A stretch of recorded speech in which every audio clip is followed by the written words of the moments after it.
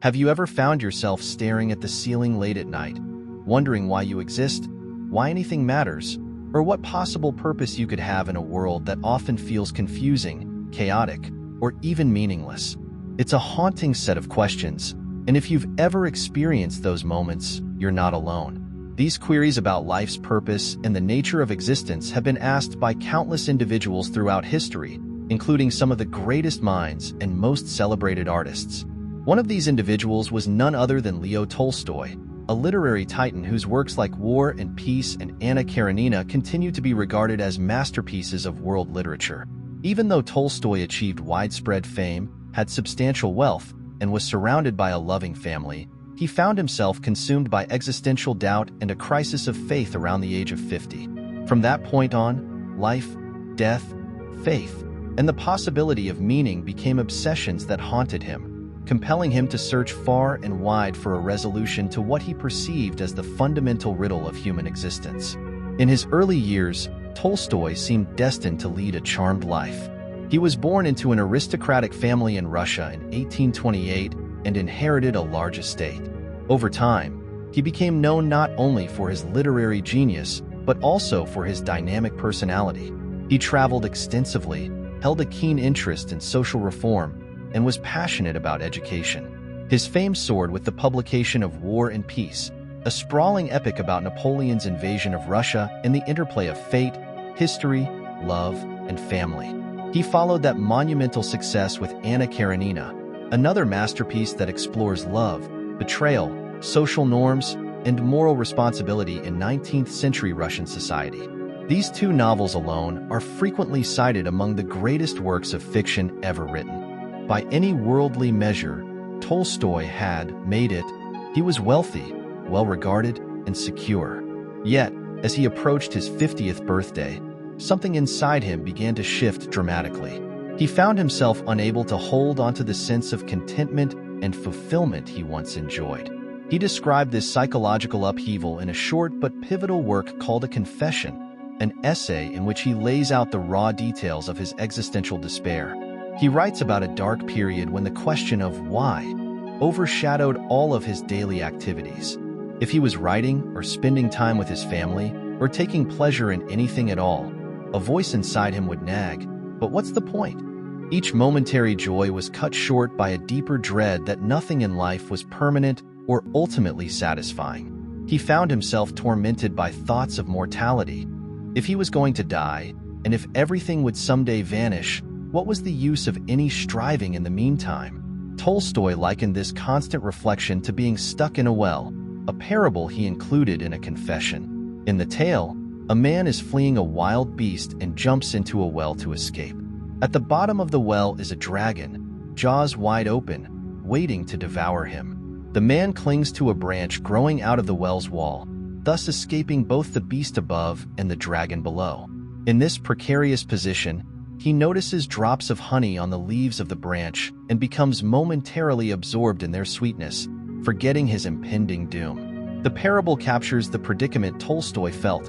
He was aware of death, the dragon, and life's dangers or absurdities, the beast, but also noticed that life sometimes offered sweet distractions, the honey. Still, he couldn't help thinking that these fleeting pleasures might not suffice, for in the end, the jaws of the dragon remain open. For Tolstoy, it illustrated how many of us cling to life while ignoring or briefly escaping the deeper existential threat. Yet the fundamental questions remain. Why do we live at all, if everything must eventually end? His crisis didn't simply appear out of nowhere. From an early age, Tolstoy had been skeptical of organized religion. Although he was nominally affiliated with the Russian Orthodox Church, personal tragedies, the early loss of both parents, disillusionment with the clergy, had left him alienated from the spiritual traditions that surrounded him. He once remarked that religious doctrine, which is generally taught on trust and supported by social norms, has a way of unraveling once one gains worldly experience or education that conflicts with it. By the time he reached adulthood, he identified more with the pursuits of earthly life, pleasure, writing, family, than with any deep spiritual framework. This lasted until he confronted, more forcefully, the inevitability of death and the ephemeral nature of success. Suddenly, Around age 50, the old coping mechanism stopped working, and the question, what does it all mean, became impossible to ignore. The gloom he experienced grew so intense that he lost the ability to enjoy much of anything. Even on his prosperous estate in Yasnaya Polyana, where he had once lived comfortably, he found no joy in daily routines. He realized that academic or philosophical knowledge didn't necessarily shield him from a personal descent into spiritual emptiness. Sleep became his only true refuge, temporary though it was, because while asleep, the gnawing questions paused. Once he awoke, the disquiet would surge back. He confessed to having to trick himself into not taking his own life, since rational arguments about the futility of existence felt too overwhelming.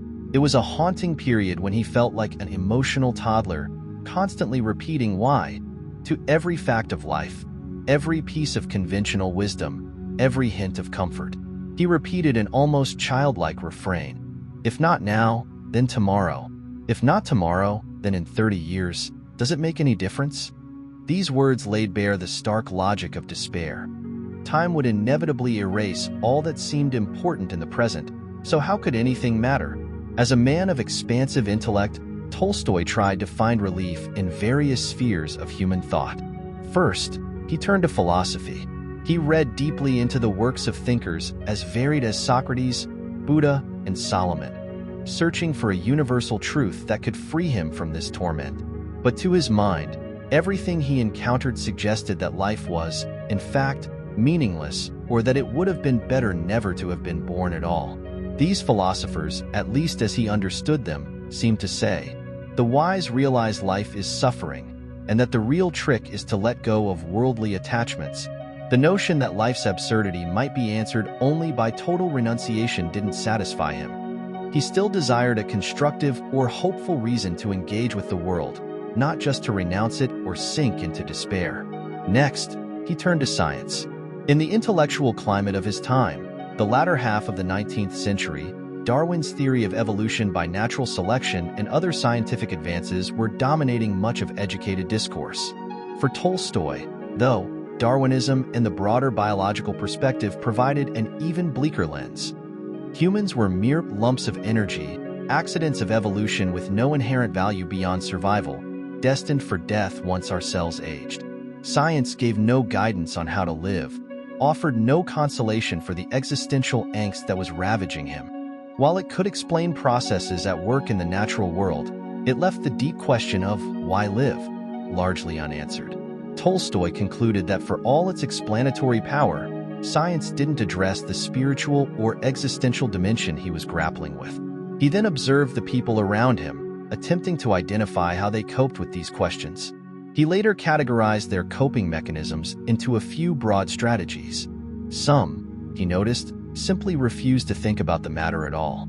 They embraced what might be termed absurdism, reminiscent of what the 20th century philosopher Albert Camus would later discuss. That is, the notion that the world is nonsensical, and one must merely accept the absurdity without seeking deeper meaning. Camus once said that even though life might be absurd, we should continue living with a kind of defiance. Enjoy a cup of coffee, spend time with friends, and keep going. Tolstoy recognized this approach in many of his acquaintances, people who effectively said, "So what if it's pointless? I'm busy living." But he saw it as ultimately shallow.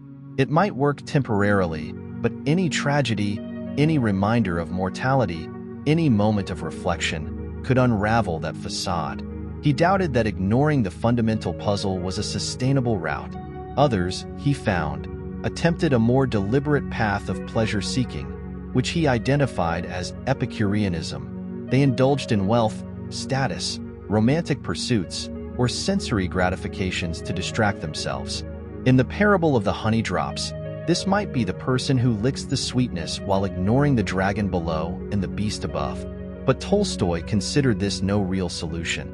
It only postponed the confrontation with the meaninglessness that haunted him.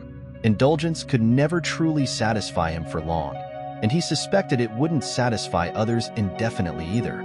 The fear of death, the ephemeral nature of everything pleasurable, kept creeping back into consciousness, showing that no matter how much honey you taste, the jaws of the dragon remain open. Another group reacted with a bleak form of strength, as he called it, by contemplating suicide to escape from the problem altogether. They saw life's cruelty and pointlessness and could not bear it. Tolstoy admitted that he himself found this line of thought momentarily appealing. It was, in his mind, a logical conclusion if one truly believed life had no meaning. Why prolong the suffering? Yet something within him prevented him from committing to that final step. He pleaded with anyone in an existential crisis never to go down that route, urging them to keep searching because there might be an answer beyond what is immediately visible.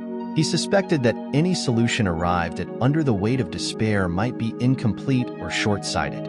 Finally, there were those in a state of passive resignation, too emotionally paralyzed to do anything at all. They saw life's pointlessness yet lacked the energy to seek meaning, end their suffering, or distract themselves successfully. This was, in Tolstoy's view, a stagnant approach, a kind of limbo in which they merely existed without resolution. None of these strategies seemed to provide him with durable peace. Instead, he found himself navigating an uncharted territory in which neither the purely rational nor the purely hedonistic approach could soothe his spiritual hunger. But a turning point emerged when he paid attention to peasants and other poor, hardworking people in Russian society. He noticed something remarkable. Despite living in conditions far more arduous than his, and without the luxuries or education he enjoyed, many of these individuals seemed to possess a deep faith in God. They believed wholeheartedly in an infinite or divine presence beyond the material world. This faith sustained them emotionally, offering them hope, a moral compass, and a sense of meaning that wasn't reliant on wealth or social standing. Observing them, Tolstoy experienced a profound realization. Maybe human logic alone can't satisfy the thirst for meaning. Perhaps a leap of faith is necessary.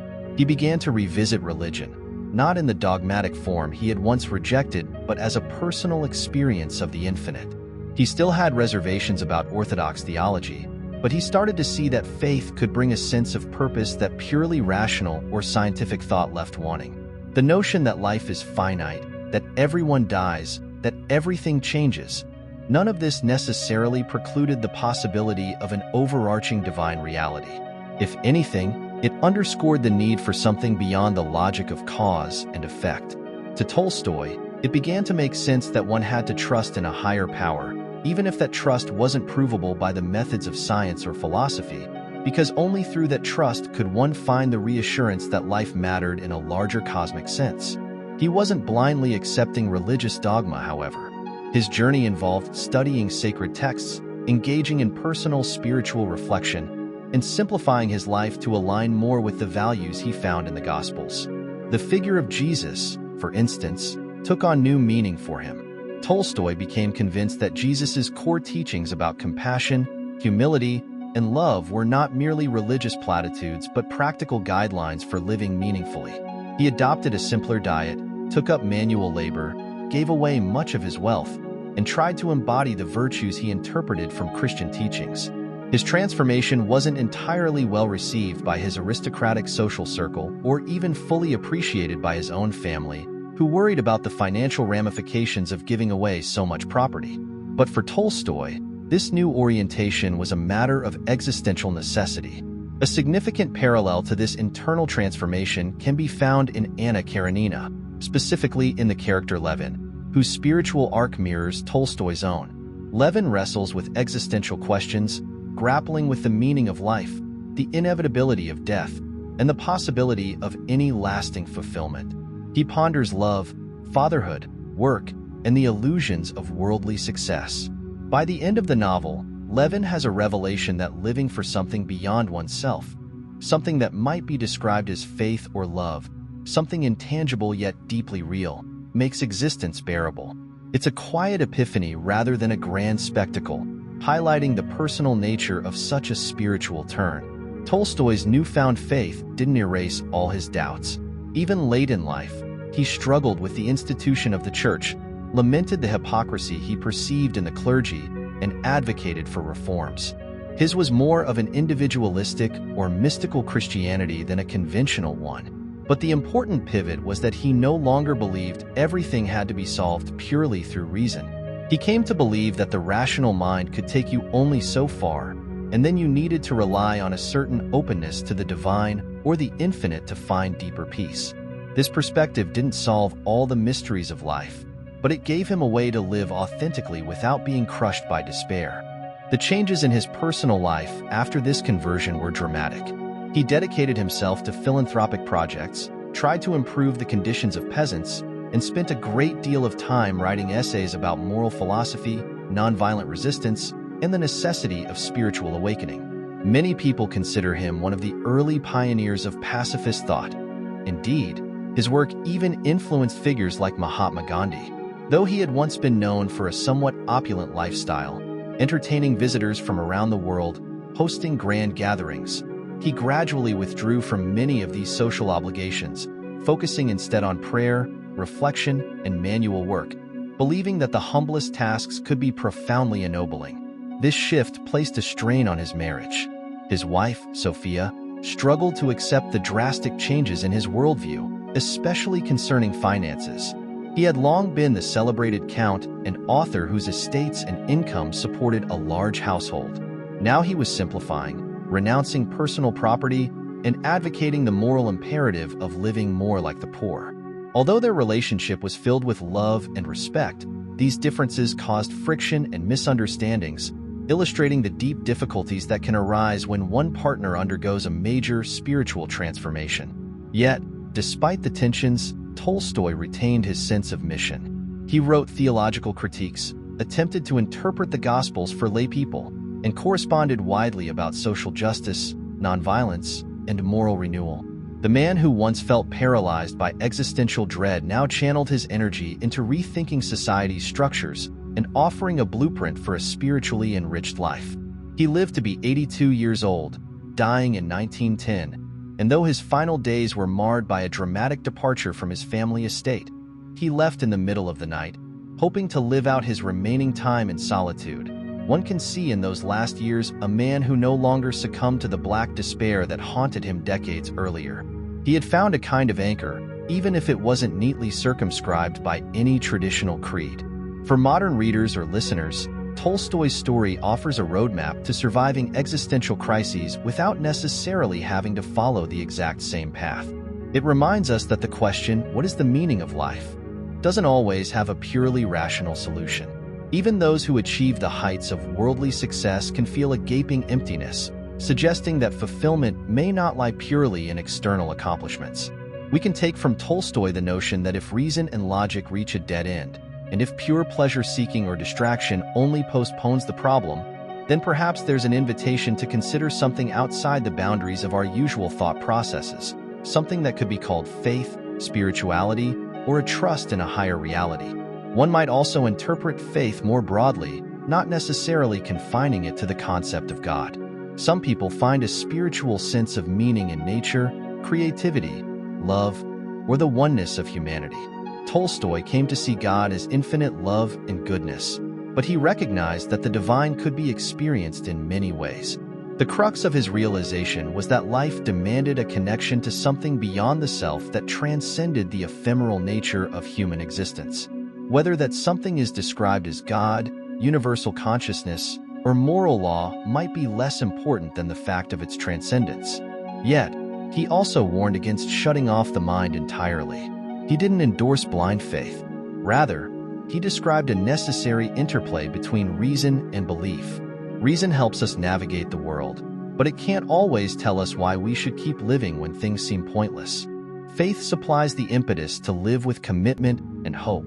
This doesn't mean we can't question or refine our understanding. Indeed, Tolstoy spent much of his later life trying to reconcile Christian teachings with ethical living in a way that made sense to him. He refined his views through reading, dialogue, and introspection, but the core element that he found indispensable was this trust in the infinite, something bigger than all the tragedies, disappointments, and fleeting joys that mark our journeys. His observation of the Russian peasants underscored how a simple, unadorned faith can sustain people far better than sophisticated philosophies if the latter can't speak to the human heart. Tolstoy himself was extremely well-read and intelligent, yet he was compelled to learn from those who possessed far less formal education. He came to see that religious belief, especially when sincerely practiced, provided a sense of communal belonging and moral clarity that had eluded him. It's not that these peasants had no problems, far from it, but they approached life's hardships with resilience grounded in their spiritual worldview. Tolstoy's pivot resonates with many who wrestle with existential dread. People often imagine that if they only had enough money, love, fame, or success, their existential unease would vanish. Tolstoy's life is a testament to the contrary. He had all of those things, yet found himself plunging into nihilistic gloom. He realized that meaning can't be purchased or invented on a whim. It had to emerge from a deeper source. For him, that deeper source was a sense of the sacred, an acknowledgement that the finite drama of human life points to something infinite. There's also a personal dimension to his crisis worth reflecting upon. Tolstoy described how, in his youth, he was reckless, living for his own pleasure, frequently ignoring moral constraints. In his middle years, he sought external achievements. He became an accomplished novelist, a family man, a public figure. But at around age 50, he realized none of that guaranteed inner peace. This sequence may sound familiar to many people. The day comes when we question whether the external markers of success have any lasting significance. That's often the moment when deeper spiritual or philosophical questions make themselves unavoidable. Some might call it a midlife crisis, but in Tolstoy's case, it was a genuine existential awakening. He had to reevaluate everything he believed, culminating in the radical transformation of his final decades. We can glean from his writings that one key to enduring existential questions is perseverance. Tolstoy didn't find his answers overnight. He walked through months, if not years, of torment. He tested philosophical stances, scientific theories, social observations, and personal experiences. He wrestled with the possibility of suicide, acknowledging how close he felt to despair. But he persevered, partly because he sensed there had to be something more. In that sense, his story underscores the idea that existential crises, though painful, can lead to profound growth if one refuses to surrender to hopelessness. His insight about passive resignation is also particularly telling. He noticed how some people do nothing at all, stuck in a perpetual state of numbness. They aren't seeking pleasure, they aren't exploring spiritual answers, nor are they choosing to end their lives. They simply exist in a state of emotional paralysis, having concluded that it's all meaningless but lacking the energy to act on that conclusion. For Tolstoy, that felt like the weakest position of all, because it left a person in prolonged suffering without any hope or direction. Better to confront the darkness head-on, even if it terrifies you, than to stagnate indefinitely. The psychological dimension of his crisis highlights that such a struggle can't always be thought away. Sometimes you need to reach beyond thought to what some might call spiritual intuition. This is probably why Tolstoy felt that the peasants, with their straightforward faith, were closer to the truth than he, with all his books and philosophical knowledge. He realized that rational arguments won't always calm the heart, especially when the heart is aching for a sense of belonging in a cosmic picture. Tapping into faith or deeper meaning can be the lifeline we need when logic seems only to confirm our worst fears about the fragility of life. Yet one might wonder, did Tolstoy's solution require discarding reason altogether and becoming irrational in matters of belief? He didn't think so. He described his faith as a kind of knowing different from the knowledge science provides, but not antithetical to it. He saw religion as addressing questions of purpose and ethics, rather than providing explanations for the physical mechanics of the universe. For him, reason and faith occupied different domains. Reason told him that everyone dies, that life is short, that achievements vanish, that the universe is vast and seemingly indifferent. Faith whispered that, despite all this, love, service, and moral clarity have an eternal significance, anchored in something beyond the physical world. That synergy became the cornerstone of his renewed life. In the final decades of his existence, Tolstoy endeavored to live consistently with this insight. He gave away much of his wealth, experimented with communal living on his estate, to the consternation of his aristocratic peers, and wrote pamphlets about nonviolence and ethical conduct. His lifestyle changes caused friction within his family because they affected everyone's finances and social status. In some ways, his quest for complete authenticity proved challenging for those around him who did not share his exact convictions. Yet his sincerity in seeking moral truth won him admirers across the world. He became a beacon for those who believed that genuine spirituality must be lived rather than merely believed.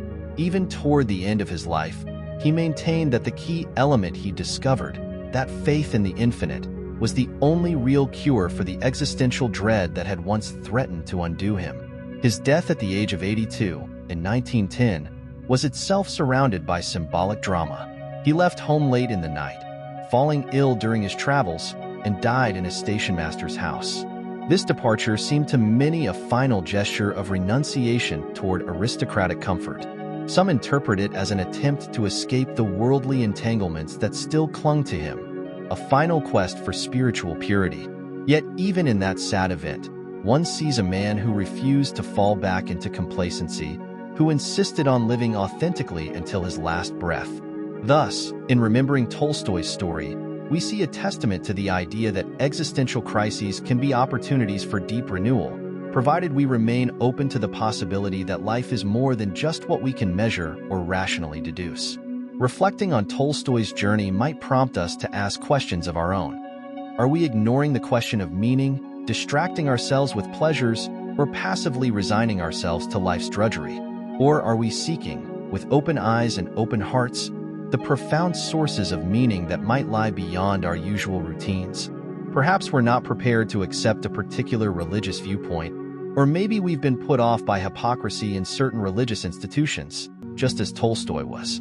Even so, his example suggests that if we look deeper, beyond the institutions, beyond the purely rational mindsets, there might be a kernel of truth that can anchor us against the storms of anxiety and fear. Tolstoy also reminds us that major life crises don't necessarily come at the start of our journeys. He reached his existential breaking point around age 50, at a stage where he should have been enjoying the fruits of his labor. It's a humbling reminder that these questions can strike at any point, even after we seem to have made it. Indeed, sometimes success intensifies the crisis, as it did for Tolstoy. Once you've achieved what you thought would make you happy and still feel unfulfilled, the emptiness can become even more profound. Yet his example also demonstrates that a life can take a whole new turn in its middle or later years, that personal transformation is possible long after you assume your character is set. His case also speaks to a universal dimension of the human condition. Whether we live in 19th century Russia or the 21st century digital age, the questions remain. What does it all mean? Why do we go on living, loving, striving if everything ends? The details of our technology, our politics, and our social structures change, but these existential concerns have a timeless resonance. That might be why Tolstoy's words still touch so many hearts today, why War and Peace and Anna Karenina remain celebrated. Beyond their intricate plots, they grapple head-on with the moral and spiritual dilemmas that define the human experience. If you find parallels between Tolstoy's plight and your own, perhaps his story can bring a measure of solace or direction. He would urge you not to dismiss your own questions just because they're unsettling. Instead, he might advise you to keep seeking with sincerity and to remain open to the possibility that life's solution might require more than intellect alone. He might also point out that you can glean enormous insight from people who aren't necessarily famous or highly educated. Sometimes the best teachers are individuals who maintain a humble, earnest faith in the face of hardship. There's a lesson in that for all of us. Wisdom doesn't always come wrapped in sophisticated theories. Tolstoy's conclusion ultimately boiled down to discovering a lived faith in something infinite, call it God, the divine, or a moral absolute that transcends the mundane. This doesn't mean you have to adopt the same label or practice he did, but the fundamental principle, that meaning transcends logic and the ephemeral nature of worldly success, can be applied in countless ways. For some, it's found in caring for family and community as an act of love that outlasts personal gain. For others, it's found in artistic expression, in dedicating one's life to creating beauty or reflecting some deeper truth that resonates beyond the grave. For still others, it might emerge in a profound bond with nature, seeing in its cycles and grandeur a reflection of an underlying cosmic intelligence. The common thread is that you connect with something bigger than your narrow self, opening a space for hope and motivation even when confronted with life's short duration and inevitable end.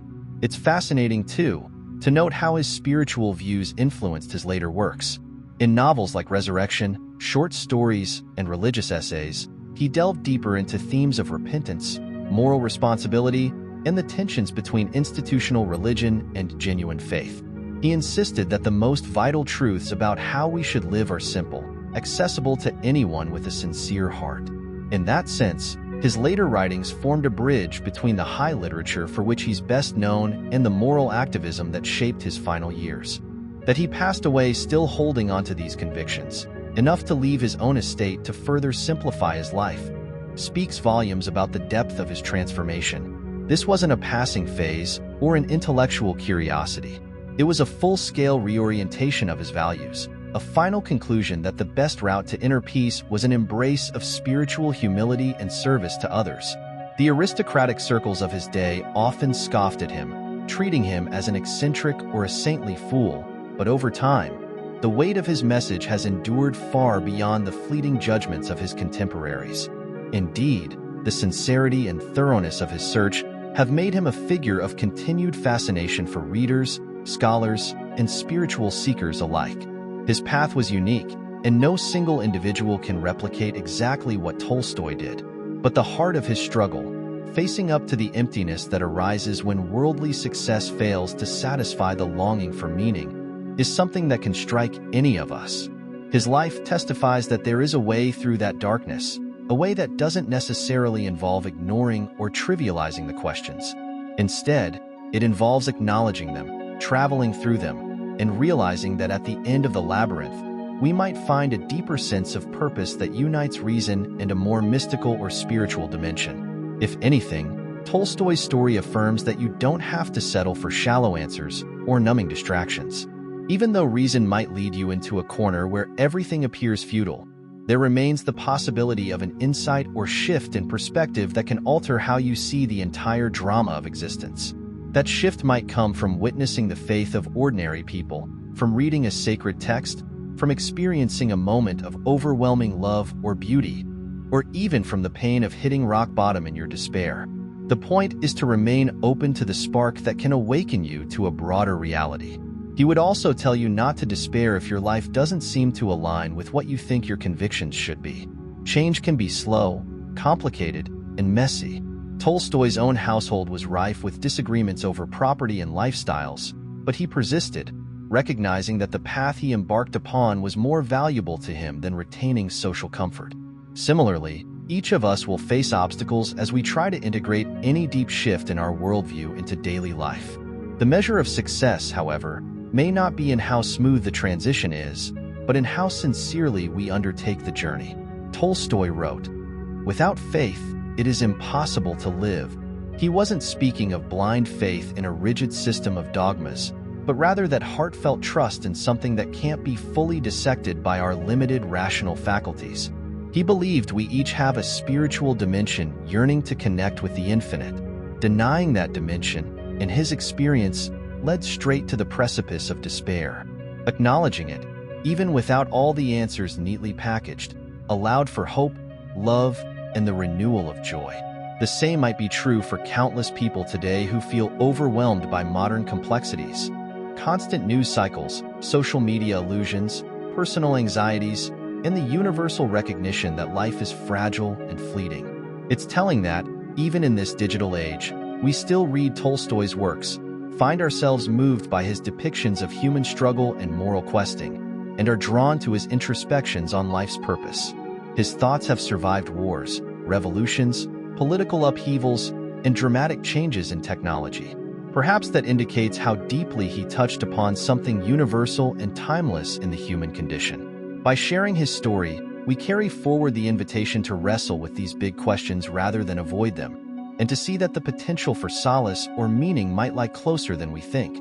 Sometimes in the unadorned faith or the intuitive leap that we've been resisting out of fear or skepticism. In the end, Tolstoy didn't propose a neat formula for how every person should live, nor did he claim to have all the answers. Instead, He offered a powerful testimony of someone who had tasted the best that the world could offer and still found it insufficient for his deepest yearnings. His solution was the embrace of a simpler life governed by compassion, moral responsibility, and a spiritual faith in something infinite. Though his later years involved struggle and conflict, both internal and with those around him, he died as a man who had at least found a path away from nihilism. He may not have been perfect, but perfection wasn't what he sought. It was authenticity and peace of mind. If you're dealing with similar questions, wondering why you're here, what it all means, how to endure the finality of death, you might glean hope from Tolstoy's example. He assures us that the torment of these questions can be a pathway to transformation rather than an endless pit. Perhaps the answer is not a single concept or dogma, but a reorientation of the heart towards something that transcends our usual boundaries. Whether you name that reorientation God, love, the infinite, or the unnameable, the lesson stands. Life can have meaning even in the face of suffering and mortality, if we allow ourselves to believe in something greater than our individual existence. And so, the story of Leo Tolstoy's existential crisis, his confrontation with nihilism, and his subsequent spiritual quest stands as an enduring narrative of one man's escape from despair. He turned from skepticism to a profound, if unorthodox, faith, and from a luxurious life to one of greater simplicity and moral conviction. Along the way, he demonstrated that grappling with ultimate questions isn't a sign of weakness or emptiness. It can be the catalyst for a deeper, richer engagement with life. Perhaps we can all take a piece of that wisdom forward into our own struggles, remembering that we do not have to face these questions alone, and that no matter how bleak our reasoning might become, there's always room for a leap into something that transcends it. This deep sense of hope in the midst of doubt, of the possibility for finding meaning after all seems lost, is the legacy Tolstoy left for generations who wonder if they're the only ones with these fears. Reading his works or learning of his personal journey can remind us that existential crises are, in a sense, part of being human, and that sometimes the darkest passages can lead to the most profound transformations. If one of the greatest writers in history could wrestle with the same dread and ultimately emerge with faith and a sense of purpose, perhaps the rest of us can too. Such hope is not wishful thinking but a testament to the resilience and courage that define the best of the human spirit. Thank you for reflecting on Tolstoy's story and how he went from existential crisis to spiritual insight. If you find yourself facing the same questions, remember that you're in good company and that your own search can bear fruit in ways you might not yet imagine. Despair, though painful, can become the gateway to a more genuine approach to life, one founded on sincerity, empathy, love, and a faith in something beyond the limited horizon of our individual experiences. Keep asking, keep seeking, and, like Tolstoy, don't be surprised if you discover meaning in the most unexpected corners. If you'd like to learn more about navigating these big questions, or if you're curious about other literary figures who underwent similar transformations, make sure to stay with us for future discussions, as there's always another layer to uncover in the tapestry of human thought and experience. Thank you for listening, and see you in the next video.